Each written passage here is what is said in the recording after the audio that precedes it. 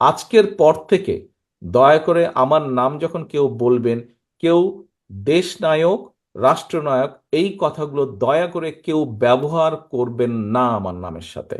একজন সহকর্মী হিসাবে আপনাদের কাছে এটি আমার একান্ত অনুরোধ, আপনাদের নেতা হিসাবে এটি আমার আপনাদের প্রতি নির্দেশ।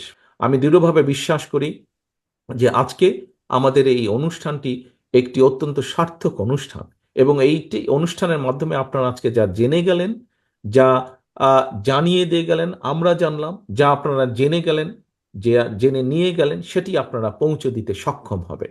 এভাবেই আমরা ইনশাল্লাহ দলকে গড়ে তুলব, এবং দলের সংগঠনের মাধ্যমে জনগণকে সচেতন করার মাধ্যমে আমরা ইনশাল্লাহ দেশকে গড়ে তুলব। দেশকে গড়ে তুলব। আপনাদের নিশ্চয়ই মনে আছে, স্বৈরাচারী হাসিনার সময় আমি একটি স্লোগান দিতাম, টেক ব্যাক বাংলাদেশ। প্রিয় সহকর্মীবৃন্দ, টেক ব্যাক বাংলাদেশের অর্থ হচ্ছে মানুষের রাজনৈতিক অধিকারকে ফিরিয়ে আনা, মানুষের অর্থনৈতিক অধিকারকে প্রতিষ্ঠিত করা শক্ত ভিত্তির উপরে। প্রিয় সহকর্মীবৃন্দ, সকলে ভালো থাকবেন, সকলে সুস্থ থাকবেন ইনশাআল্লাহ।